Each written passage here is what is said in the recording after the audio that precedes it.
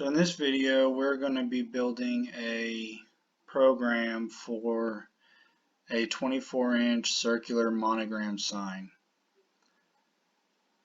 I've been wanting to build a sign like this for quite some time, and it took me a while to figure out how to build a program for it in Carbide Create because I could not find a decent video that explained how to do the Boolean operations for this particular style sign anywhere on YouTube. So I thought maybe this would be a good opportunity for someone else to maybe gain a little bit of knowledge from my trial and error.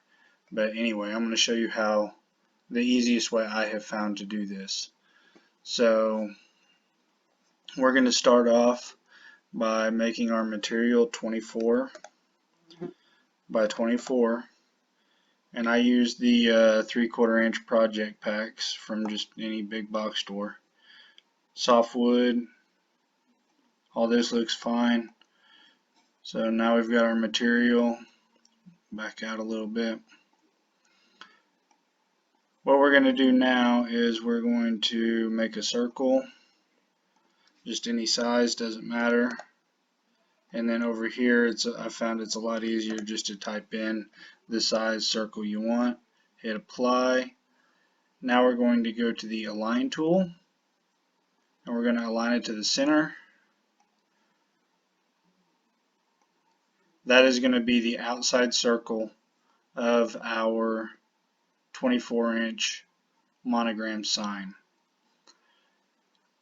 I have found that about 1.5 inches works pretty well. I started out with 1 inch, and that kind of makes it pretty thin through here. So we're going to make another circle that is going to be 1.5 inches smaller. So we're going to go 22.5 on both of these. We're going to hit apply, and then we are going to center that circle. That will be the inside circle of our sign. After that, what we're going to do is we're going to add a text box. I have found that Arial Bold works really good for this. So we're going to select Arial Bold, and then we're just going to type in the last name. Make sure you're doing all caps.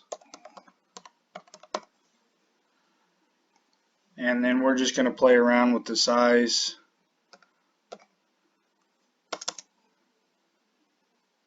until we get it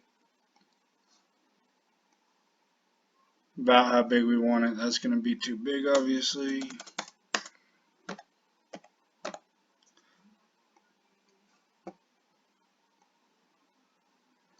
That's going to be just a little bit too big still.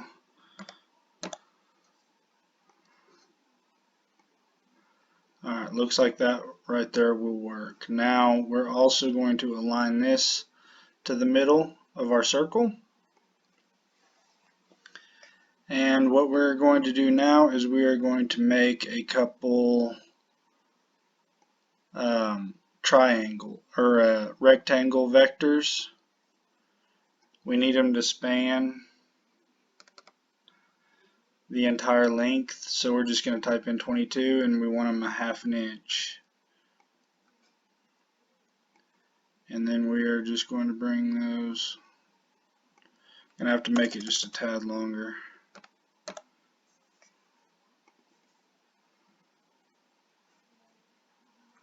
Even a tad longer than that. We go 22.5. We're going to zoom in a little bit for this part, because what we want to do is we want to take this and we want to make sure that there is just a little bit of space between our vectors here. That should be good. And you want to just make sure that this goes all the way to the inside circle on both sides. Now we're going to make another one.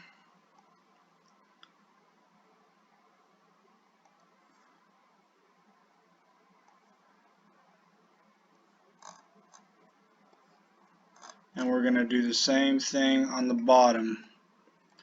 We're just going to line this up where you've just got a little bit of the letters going below the orange line, because now we are going to do some Boolean operations that's going to make this all one piece.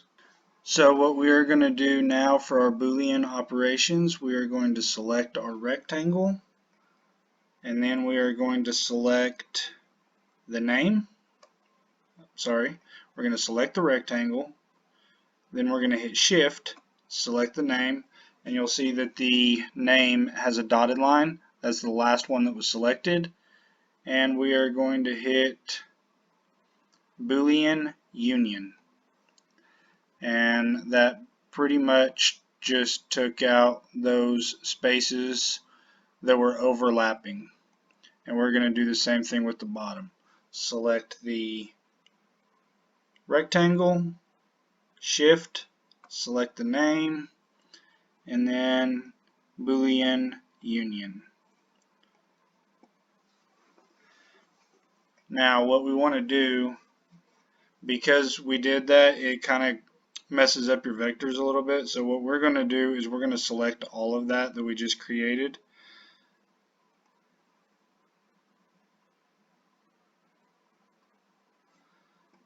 And then we are going to group them together. So now they will all move in unison. So when you select one, the whole thing is selected. Okay, so once the last name is completely made, we want to attach this and make it one piece with the inside circle. So the way we're going to do that is we're going to hit Control C. Whoops. Right, we're going to backspace. We're going to select this, and then we're going to hit Control C, which is going to make a duplicate copy of that. We're going to zoom in so that we can see it really close, and we're going to click on it, and we're going to drag it and line it up with the other one. Now that it is lined up with that one, we're going to select the inside circle. We're going to hit Shift. We're going to select the copy that we just made, and we're going to hit Boolean subtraction. Now you'll see we have this black line still here. That is the original copy. So all we have to do now is select that, hit delete, and now we have deleted the original. But what has happened here, all these vectors are split now basically. So we really want this to be one piece for the next thing that we're going to do. So we're actually going to go through here and we're going to select all of these vectors.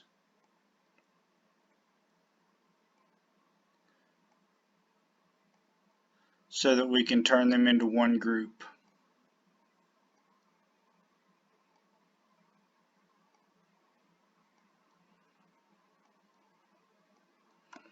Now that they are all selected, we're going to hit the group tool over here.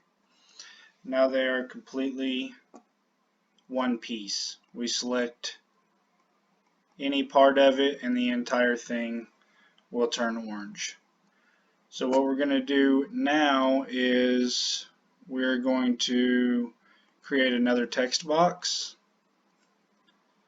For this particular item, I prefer the Bodoni MT Bold. I don't know if I'm saying that right, but it's a good font for this. We're going to do a capital B, and we're going to start off with it about 22 inches.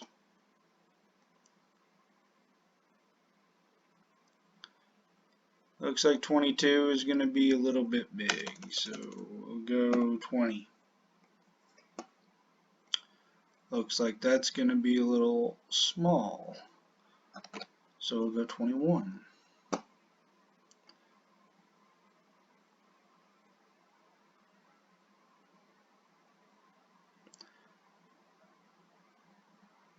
We're going to line this up basically just where it looks good. Just like we did the first one, we want to see this right here. We want to see some of this overlap right here. Of course, we're going to have plenty of overlap right here and plenty of overlap right here. And we've got plenty of overlap right there. And that looks like it's going to be a pretty good design right there. So now what we're going to do is we're going to select the B.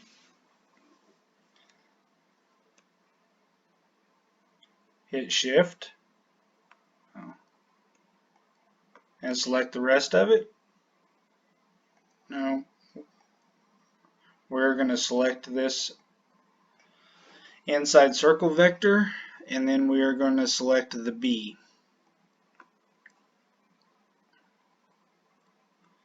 And we're going to hit Boolean subtraction.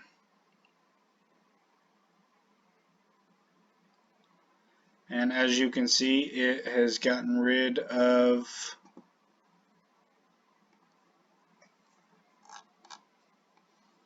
all of the overlapped areas. Now we can select this and delete the lines that were left that we do not need.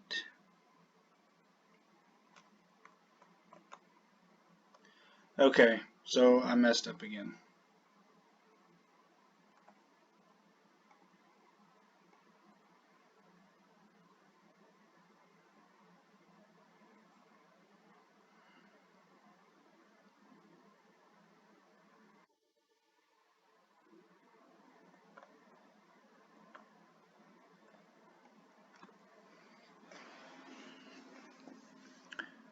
Alright, so we're going to get this letter lined up where it looks good. And like I mentioned before, we want to see this overlap right here. I'm going to move it to the left just a little bit.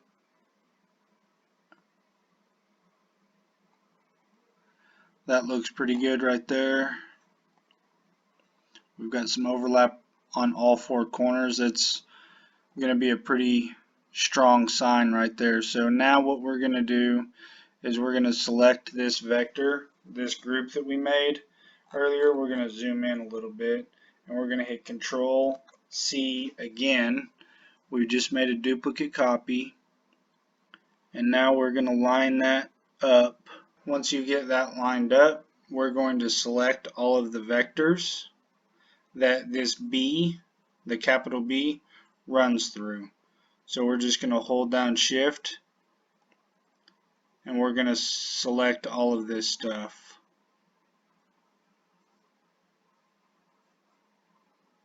Once all that is selected, we're going to select the capital B, and then we're going to hit Boolean subtraction. Now we can select these areas that we do not want to cut and just hit delete. You can see a lot of the areas that we've copied that are still going to be there. You just go through there and delete all these lines that you don't want.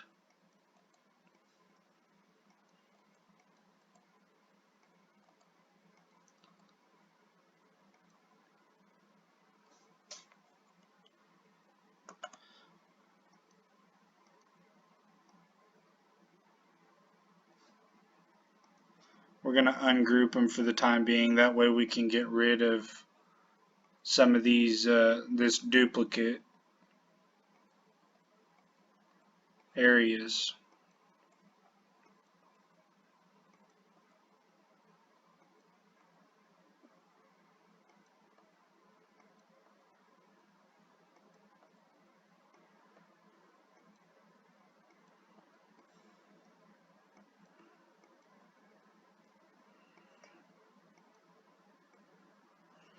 If you go too far, you just hit Control Z and it will undo it.